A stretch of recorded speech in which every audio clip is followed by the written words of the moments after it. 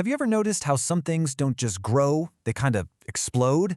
Think about a viral video or compound interest in a savings account. The world is just full of these patterns that are all based on simple, repeated multiplication. Well, today, we're going to pull back the curtain on the secret sauce behind all of that, the geometric sequence. But first, to get our heads in the right space, let me throw a puzzle at you. Imagine you've got a ball, and every time it bounces, it only comes back up to 2/3 of its previous height. Now, if it just keeps bouncing forever and ever, getting a little lower each time, how on earth is it possible that the total distance it travels isn't infinite? It sounds completely impossible, right? But stick with me, because the answer is just so elegant.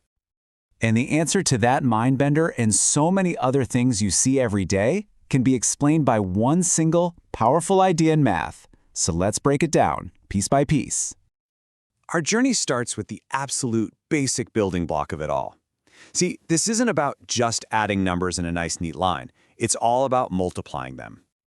Okay, let's dive right in. Now, you might be familiar with arithmetic sequences, where you just add the same number over and over, like adding 2 to get 1, 3, 5, 7. A geometric sequence is kinda its more exciting cousin. Here, you multiply by a constant number to get the next term. So instead of just stepping up, you're taking these huge leaps. All right, let's get formal for just a second. This fixed number that we keep multiplying by has a special name. We call it the common ratio. And honestly, that's the whole secret. Every geometric sequence is just two things, a starting number and that common ratio, working together again and again and again. So, knowing what a geometric sequence is, that's step one. But the real power, the real fun, comes from knowing how to actually work with it. And for that, we're going to need a couple of tools. And luckily for us, there are only two key ingredients we need to decode any geometric sequence. First, you've got A1, which is just the very first number in the list. That's our starting point. And second, you have R, that all-important common ratio. That's our multiplier. Once you have these two, you've got the keys to the whole kingdom. And finding R is so easy, it almost feels like cheating. You just take any number in the sequence and divide it by the one that came right before it. So for the sequence 3, 6, 12, you could take 6 divided by 3, and boom, your common ratio is 2. That's it. It's that constant relationship between any two neighbors in the line. Now with our two ingredients, A1 and R, we can build this incredibly powerful formula. This thing right here, it's like a shortcut through time. It lets us find the value of any term in the sequence, the 10th, the 50th, even the 1000th, without having to painfully calculate all the terms that come before it. Now, just listing the terms of a sequence is one thing, but what if we want to add them all up? This is where we move from a sequence to what's called a series, and trust me, this is where things get really fascinating. Adding up a really long list of numbers sounds, well, tedious. But long ago, some clever mathematicians found this brilliant trick to do it almost instantly. Let's walk through that aha moment. The beauty of this is just how simple it is. So we start with our sum, we'll just call it Sn. Then we multiply that whole thing by the common ratio, R, which creates a second sum that's just kind of shifted over by one spot. And here's the magic trick. When you subtract that second sum from the first one, almost everything in the middle just vanishes. It all cancels out, leaving you with nothing but the very first term and the very last one.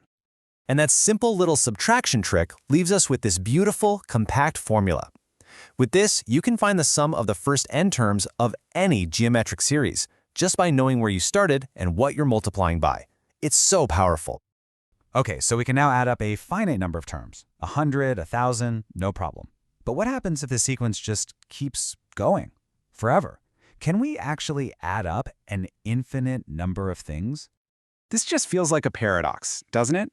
It seems like the sum should just get bigger and bigger and shoot off to infinity. But, and this is a really big but, under one very specific condition, something amazing happens. And that one condition is that the absolute value of R, our common ratio, has to be less than 1. When R is a fraction between -1 and 1, each new term you add is smaller than the one before it. The terms shrink so fast that they eventually become practically zero, and the sum, instead of exploding, actually closes in on a specific finite number. We call this convergence. And the formula to find that infinite sum is, well, it's just breathtakingly simple.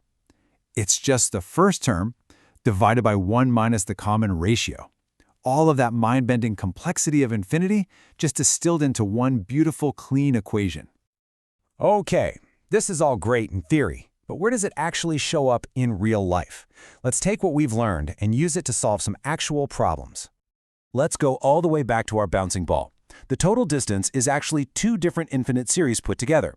There's one for the distance it falls each time and another for the distance it rises. Since the common ratio is 2/3, which is less than 1, we can use our infinite sum formula on both.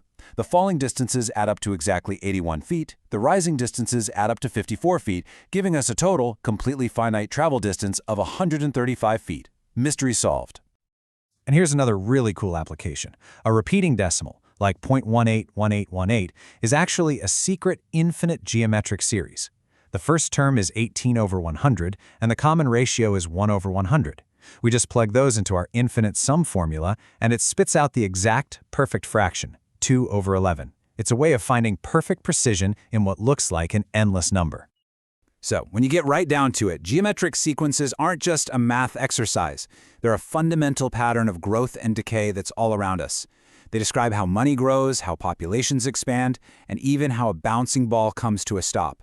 Now that you know the pattern, you'll start seeing it everywhere. So, what other examples of this multiplicative growth are shaping your world?